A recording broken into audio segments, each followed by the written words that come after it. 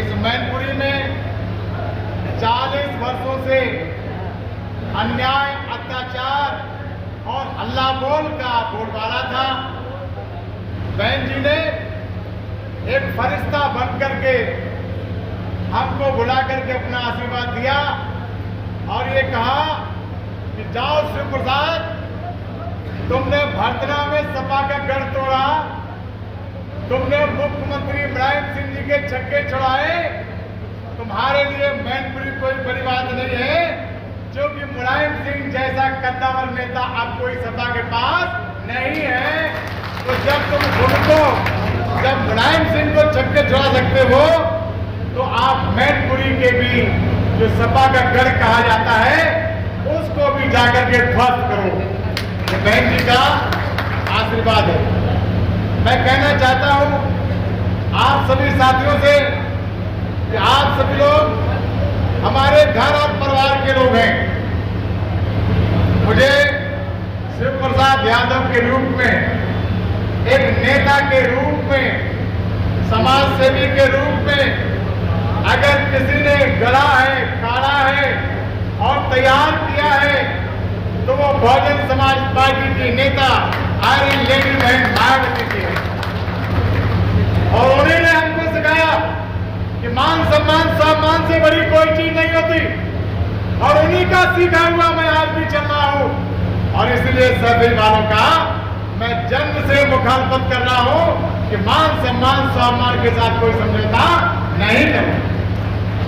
आप सभी लोगों से प्रार्थना है कि आप सभी लोग अच्छी तरह जानते हैं कि भरतना विधानसभा का जब हमारा घोष यादव समाज इकट्ठा हुआ था तो उसके साथ सब समाज के लोग इकट्ठा हो गए थे, पूरा बैकवर्ड इकट्ठा हुआ था, पूरी एससी इकट्ठी हुई थी, पूरी माइनॉरिटी इकट्ठी हुई थी, और तब हल्ला बोल लोग और सामंतवादी लोग एक तरफ हो गए थे और 80% जनता ठुकी पिटी लुटी एक तरफ हो गई थी।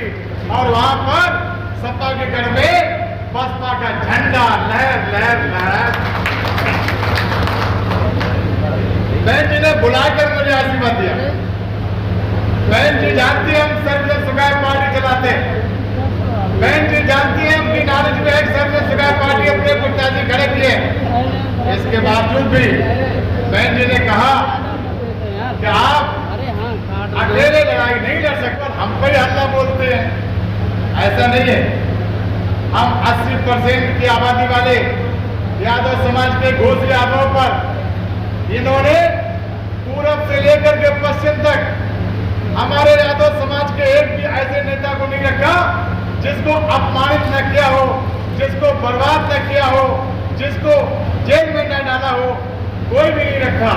और आपके साथ भी भले ही मिलकर के सरकार चलाई हो, दलित समाज के साथ सैफई परिवार ने विश्वासघात किया।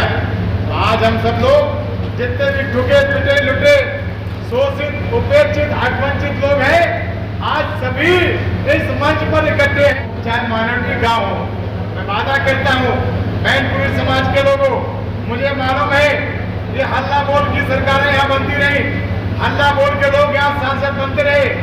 निश्चित रूप से जो दलित समाज के गांव हैं आज भी उनकी कच्ची सड़कें हैं, आज भी उनके कच्चे रास्ते हैं, आज भी उन पर जाने का रास्ता सही नहीं है, आज भी सुविधाएं उपलब्ध नहीं है। मैं भरोसा दिलाता हूं कि आपने यदि मुझे अपना आशीर्वाद दिया तो निश्चित रूप से सर्वांगीण आधार पर हम सबका विकास तो शिव प्रसाद यादव रात के 12 बजे वहीं पर दिखाई देगा, वहीं पर दिखाई देने का मिलेगा। आज से हमारे किसी भी साथी को कहीं भी अपने आप को कमजोर समझने की जरूरत नहीं है। और मैं कहता हूं आपसे कि आज की तारीख के बाद से किसी भी हल्ला बोल में ये दम नहीं है कि हमारे भी पार्टी के, हमारे बहुजन समाज पार्टी के किसी भी साथी को कोई भी हुड़की भी दे सके, कोई धमकी भी दे सके। और अगर दे तो मेरा नंबर नोट करो, 97 19 10 95 01।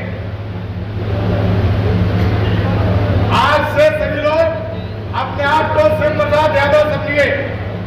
आप निश्चित रूप से एक बात ध्यान रखें, आप निश्चित रूप से इस लोकसभा की सीट को जीत सकते हैं। कैसे जीत सकते हैं? मैनपुरी लोकसभा में 5 लाख दलित वोट है। मेरी सब लोगों से प्रार्थना है, बहुजन समाज पार्टी के जितने भी साथी यहाँ पर बैठे हुए हैं, जितने भी लोग अंबेडकर अनुयायी हैं, जितने भी महात्मा गौतम बुद्ध के अनुयायी हैं, वे सब लोग इस बात को समझे। आप लोग ईमानदारी से बताइए कि क्या आप इस मैनपुरी लोकसभा से बसपा का सांसद चाहते हैं कि नहीं चाहते? बोलो भाई, चाहते हैं? तो नहीं है। बसपा का बेस वोट 5 लाख है, सुन लो। सपा का बेस वोट 4 लाख है और भाजपा का बेस वोट 2.5 लाख है। सपा का बेस वोट 4 लाख है, उसमें से 1.5 लाख वोट हम कम कर रहे हैं। 1.5 लाख वोट कम कर रहे हैं। अब बसपा के पास कितना बेस वोट हो गया? 6.5 लाख। 6.5 लाख। एक बात ध्यान रखो, यह त्रिकोणीय संघर्ष कभी नहीं हुआ। मैनपुरी में त्रिकोणीय संघर्ष कभी नहीं हुआ। इस बार आपकी ताकत से मैनपुरी में त्रिकोणीय संघर्ष होगा। वोट पड़ेगा और वोट पड़ेगा केवल 8.5 लाख, और जिसको 3 लाख वोट मिल जाएगा वो सांसद हो जाएगा। मैं अपने यादव समाज के लोगों से कहना चाहूंगा कि जब यादव समाज पर आपत्ति आई है और यादव समाज के नेतृत्व पर आपत्ति आई है और सैफई परिवार ने यादव समाज के नेतृत्व पर संकट डाला है, तब बहन जी ने हमेशा अपना हाथ बढ़ाकर यादव समाज को सहारा दिया है। मैं आपको याद दिलाना चाहूंगा, एक समय था सचिन जी, जब रमाकांत यादव, उमाकांत यादव, भालचंद्र यादव, मित्र सिंह यादव, सभी यादवों के सैफई परिवार ने टिकट काट दिए थे, तब बहन जी ने इन सभी यादवों को बुला करके बसपा का टिकट दे दिया था। ये पांचों के पांचों यादव हाथी पर सवार होकर के दिल्ली पहुंच गए थे। आज भी वही संकट बहन जी ने अनुभव किया कि शिव प्रसाद यादव संकट में है और अपने घोष यादव समाज के लिए संघर्ष कर रहा है, इसलिए आ जाओ। बहन जी ने स्वयं मुझे बुलाया है, मैंने आवेदन नहीं किया।